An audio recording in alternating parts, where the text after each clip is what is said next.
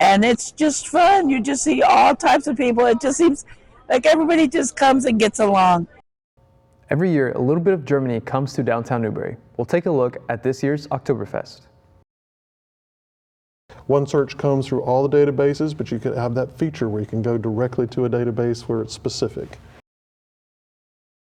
And today we're talking about motivation, growth mindset, and self-efficacy, and how they affect learning.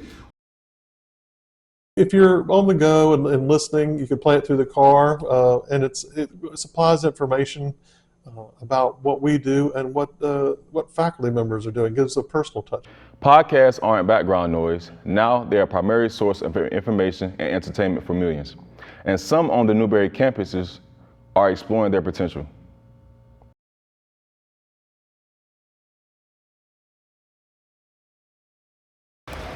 Hate is loud. It gets clicks. It gets attention. Hate, however, is actually quite small. But love is the majority. Love fills our hearts, our lives, our every day.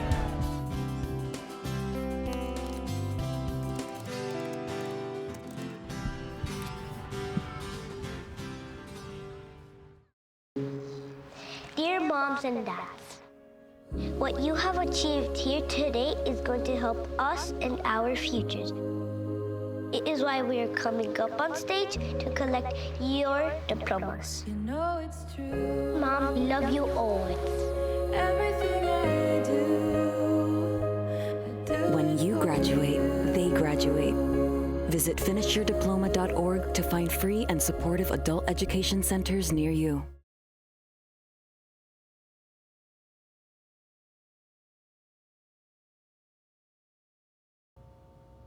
On the first weekend of October, Newberry celebrated its German heritage. Live music, German bites, and beer gardens came to downtown on Friday night, followed the next day by Newberry Oktoberfest. It was a lively weekend, and Close-Up's cameras captured a glimpse of the festivities. Everyone's been really friendly. I've never actually been to Newberry before, so I thought it was a good introduction to the town and kind of what the community does and what they do to celebrate things. We actually partnered with the city to print all of the maps for the Oktoberfest this year, so we have quite a few advertisers who advertise on the map, and then it was just a printed version. I find that Newberry and the surrounding areas have a lot of older folks who don't necessarily do the interactive maps on their phone a lot, and it's easier for them to have a paper map, so we decided to print a bunch of them so they could just pick one up. It's the first time the Observer's been at the Oktoberfest. It was something I pitched to management, and they thought it was a great idea, so we put it into motion. So they're very supportive. They're very, run with your ideas. So it's been really fun. It's been great. I love it. We talked to locals, and their answers might surprise you. I would say come earlier because it seems like a lot of people close down early, so I would have come earlier in the day. They've all been really friendly and nice, and it seems like the community likes to come together and experience October and celebrate. As somebody whose first year it is, I could tell them that the earlier you get here, the better. The lines do get kind of long once you hit that 12 to 3 o'clock time frame, especially for food, but also for all the kid activities and the kinder zone, which is free. So you don't want to be waiting around with a screaming 5-year-old. I have one. It's not fun. But getting here early, you get that nice breeze, that nice crowd, that first in kind of feel. Or getting here later. I had a lady who just picked up her map, and we're done in 30 minutes. So, but that's still enough time to kind of walk around, see the vendors, talk to them. Most of the vendors will stay open a little bit later, and it's just, I think, just enjoy the experience. I enjoy coming here. We had perfect weather this year. Seeing people that I haven't seen in a while, just talking to people, talking to strangers, people who come new to Newberry, and it's just fun seeing people. So my name's Katana Bradley. I'm based out of Columbia, South Carolina. My business is called Distinctly Made Co. I've been doing this for about 6 years. I've always liked crafting, making things, creating things. So it just came natural to me. Even when I was in college, I used to make a lot of crafts and stuff for people and for like sororities and fraternities. And then I kind of got into cup making, and I also do, come over here, punch needling, which is a type of like embroidery. Selling a lot of things. We're selling corn on the cob, fruit cups, chips, tamales, fresh waters, horchata, jamaica, mangoes. We come every year. Miss Elizabeth and I, we like to do these kind of things. I really like it. We get together and it's to have a good time, to see people who we don't see every day. Come early. It's a good walk down Main Street. And it's just fun. You just see all types of people. It just seems like everybody just comes and gets along. We don't see a lot of arguing or people who don't fit in, or everybody fits in. It doesn't matter who you are. It doesn't matter how old you are. It's just come have fun for one day. Just let it out. It's just a lot of fun. So no, I've been to Newberry before because, like I said, my mom has some land here. But this is my first biggest interaction. It's definitely my biggest interaction. I've done markets here before, like smaller markets at Newberry Academy and like other high schools. But this is my first market for like the actual city, and it's very nice. I actually like this town. It's very charming. I like the old houses, the historical houses and stuff. And it's like, it's a great fall day, I can say that. Come to Oktoberfest. Put it on your calendar for next year if you haven't already came. I know they have other events throughout the year. Like I know they were saying they have like something with barbecue, and then they have something during Christmas. But I would definitely say, like, I honestly wish I wasn't selling stuff today and was actually out there, because it seems like there's a lot going on. A lot of food, a lot of drinks, a lot of everything. And so I would definitely come to this event, not just to sell things, but also to like have fun. To the table. So make some space. The power of connection is waiting right outside your comfort zone.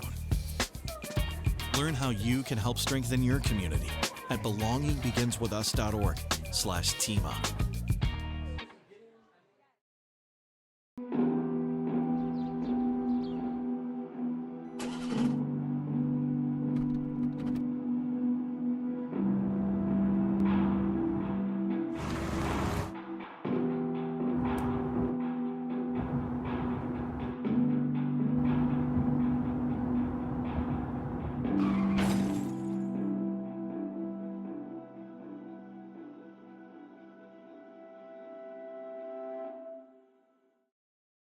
I don't think that many kids in my son's school even do it. No way. No way. No way. No way, my kid would never vape. Get your head out of the cloud. Talk to your kid about vaping. Visit talkaboutvaping.org. Whistles Library at Newberry College is finding new ways to get students acquainted with the library's resources, including something called the One Search system. Here to tell us about One Search and all the other things going on the library is Dr. Russ Conrath, the outreach librarian for Whistles Library. Welcome to Close-Up. To start off, could you briefly explain what the Whistles Library orientation is and what students can expect from this session next Wednesday? At this point it'll be the coming Wednesday, coming up the 22nd. The presentation will cover One Search, and I like to make it akin to, it's kind of like Google, but for academics. It searches through all 147 databases that Whistles has available. And so if a student had a search, they put the search into One Search, and it would comb through all of those databases and produce the articles that you could kind of go through them. But there are filters that one needs to know about, and I talked about those filters so they can have a good experience when they do their research. The session highlights the One Search system. What exactly is that, and how does it help students find reliable resources for their classes? Well, as mentioned, it comes through databases, things like you have EBSCO, Gale is a big one, and there are many others, but those are some of the popular ones. EBSCO, Gale, JSTOR might even show up. And but what you would do when you go to OneSearch, you want to use our filter system, select the last 5 years, so it's the most recent information. That's what I always recommend. And next you want to choose peer reviewed so that you're getting primary research is coming through the latest information, and that would cut the amount of articles down to a manageable review. And there's lots of other filters, but if they collect those first two, that's the most important part, so that you can kind of hone those articles down, and they come from across the board, across from many different databases, and you can, the student can look at them and be able to cite the sources from the program OneSearch.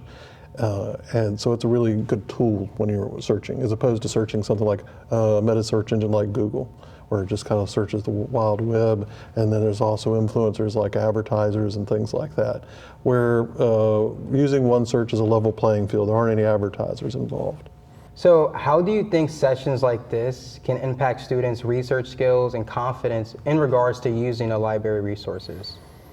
Well, the more often you use the program and use those filters and to tweak it, again, making it the search more concise by selecting the filters.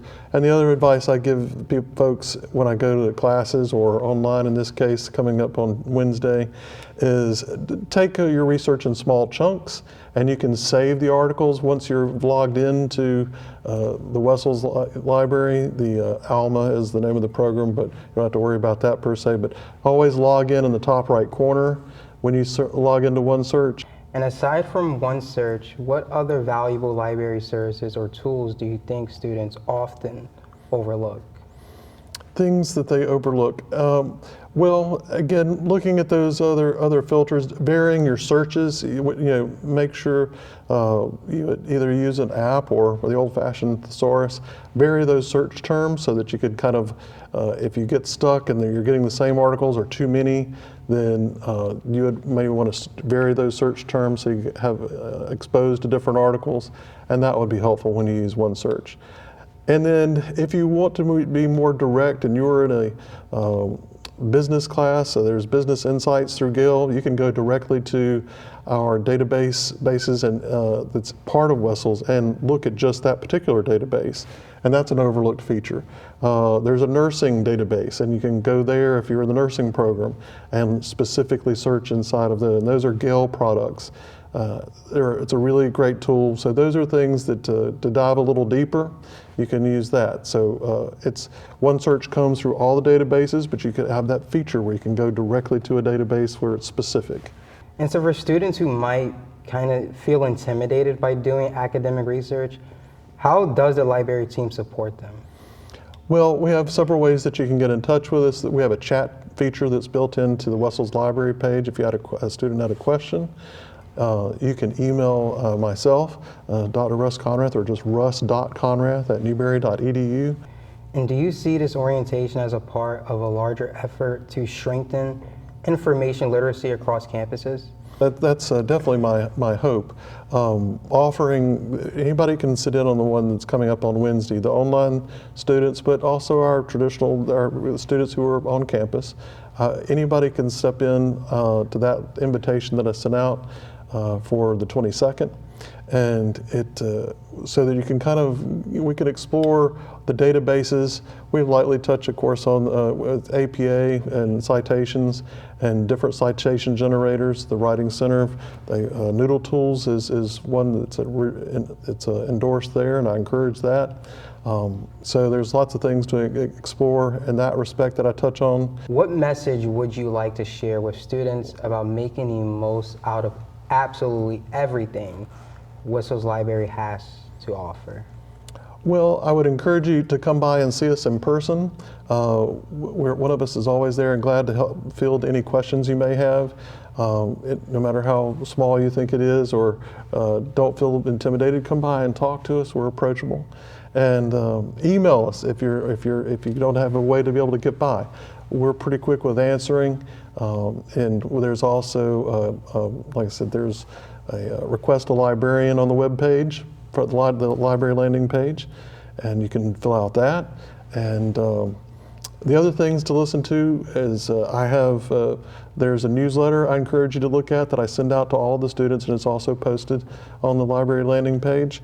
And the podcast, which talks about library features, different databases, and sometimes I'm interviewing other faculty members and folks on campus, and we try to make that connection of like whether it's research and also finding out a little bit more about the professor, and making it more personal and where the campus comes closer together. Thank you for being with us. Thank you very much. Thank you for having me.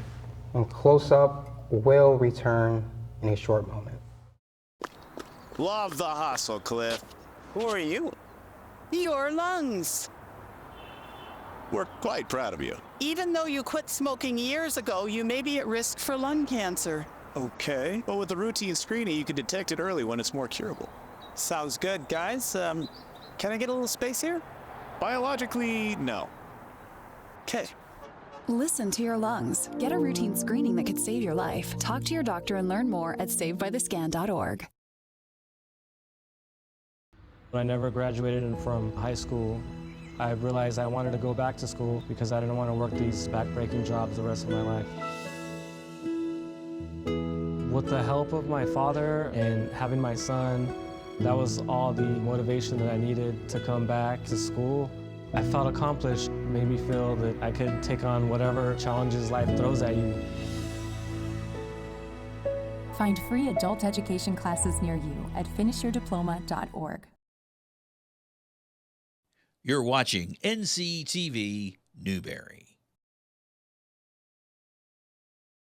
Hi, Professor Pat Gagliano here with a mini College 101 lesson. College 101 is our first year experience class, and today we're talking about motivation, growth mindset, and self-efficacy and how they affect learning. We're really only going to focus in this few minutes on motivation, however. So let's get started. So you know, this information comes from our textbook, which is listed for you on the board here. Modern Blueprint for Success in College and Career, published in 2024. It's an online free resource for our students, and it's updated very occasionally. 2024 was a brand new version of the text, and that's what we're using now. So the publisher is, of course, Dave Dillon, and the people that wrote Chapter 2 on these topics, motivation, growth mindset, and self-efficacy, are listed for you there. Amy Baldwin, Julie Hobden, Ann Nguyen, and Avi Ortega. They're all College Success Author team members who come from the College of the Canyons in Santa Clara, California. So let's talk about goals.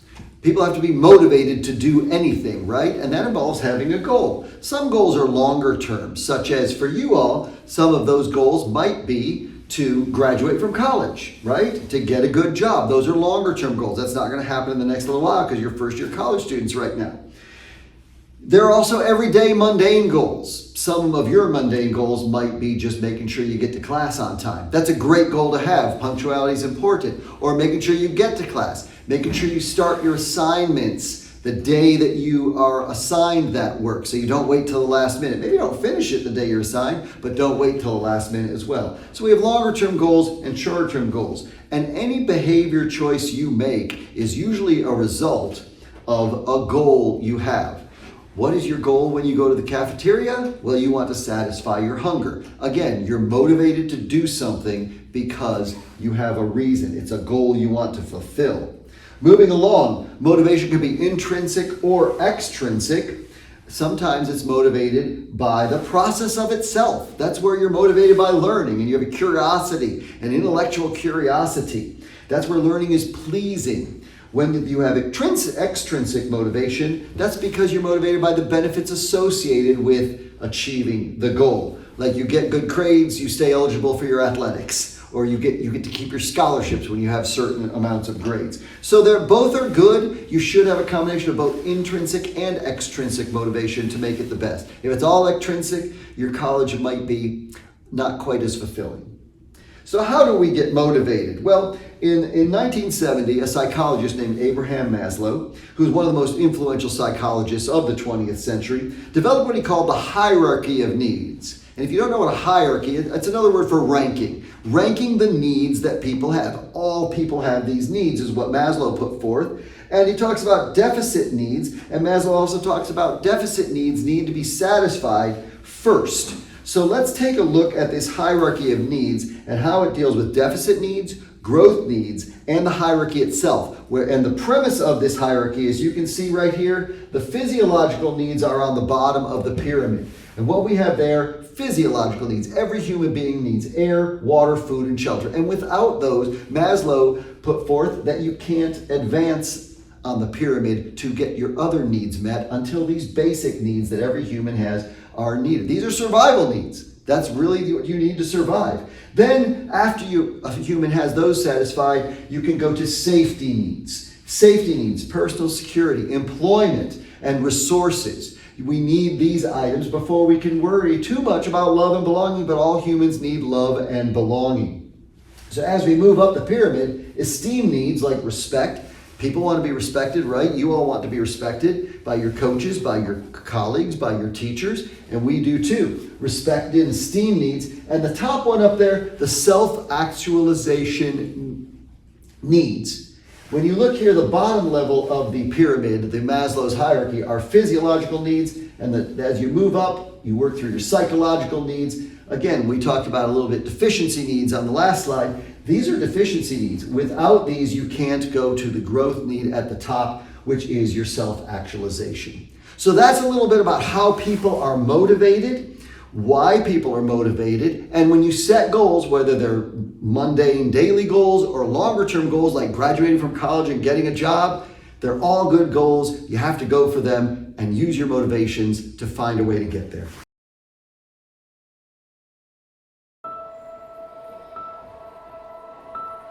Some people judge a book by its cover, and if you're not what people are looking for, you're kind of like a reject. School, it feels like everyone's staring at me and I'm just kind of not really a person. It just feels hard today. Nobody was listening to me. Try to understand me more, and I'll try to do the same. Listening is a form of love. Find ways to support your kids at soundidouttogether.org. Food isn't just fuel to live, it's fuel to grow. My family relied on public assistance to help provide meals for us. These meals fueled my involvement in theater and the arts as a child, which fostered my love for acting. The Feeding America network of food banks helps millions of people put food on the table. When people are fed, futures are nourished. Join the movement to end hunger, and together we can open endless possibilities for people to thrive. Visit feedingamerica.org/actnow.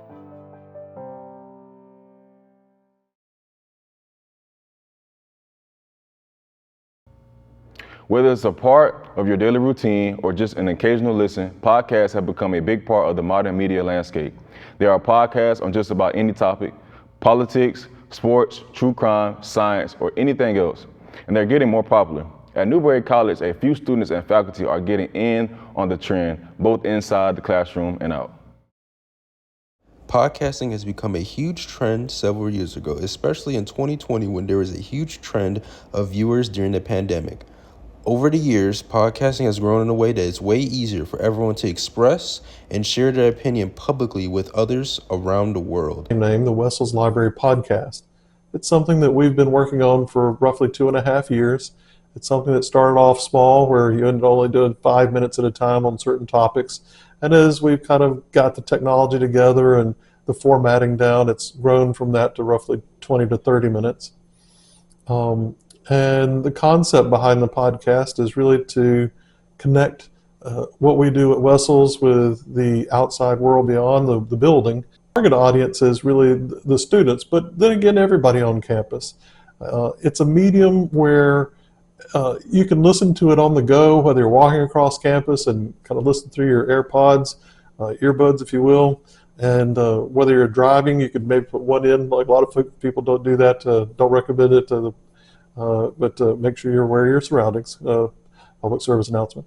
But if you're on the go and listening, you can play it through the car, and it supplies information about what we do and what faculty members are doing. It gives a personal touch to that. So as we interview folks. Well, for the podcast, when you get the finished product, it often seems like it probably didn't take very long. But for a half hour's worth of recording, can easily turn into 2 hours or more in the editing stage. We run it through, record it with one piece of software, try to make sure we get a good raw recording, and then turn around and then we'll edit it in another product that's connected with Spotify, which is called Riverside. And Riverside is an editing piece of software. We will take out things and make sure the sound is just right, maybe add a little bit of music behind it to add that polished touch. And then once it's produced from there and exported, then we would upload it to Spotify, and that's where we host it.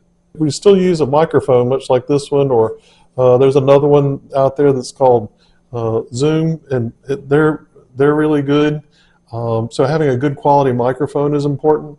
But whereas you used to maybe have not keyboards, but soundboards and with mixers and this and that, all of that's been digitized, and so the technology's kind of made up for all that, so that your laptop essentially kind of takes over for a lot of those things. You just use the software, and in our case, it takes sometimes 2 to 3 pieces of software to make it work on a shoestring budget. Well, I would say start out with something that's your passion. Look at a topic or an idea, whatever your talent and strength is. You might explore that and then and talk about it. I encourage you to include other experts in the field so that you can share that with other folks, so that you can grow as a person who's whatever that topic may be. And you also, as you grow, you're sharing with your listeners that growth, exploring more on a topic and finding out more, whatever it might be, whether it was botany or music or fly fishing, or whatever the case might be. You can find Dr. Conrath's podcast on Spotify. It's called Wessel's Library Book Club. And that's all for this edition. I'm Kahim Bethea. Join us next time for another edition of Close-Up.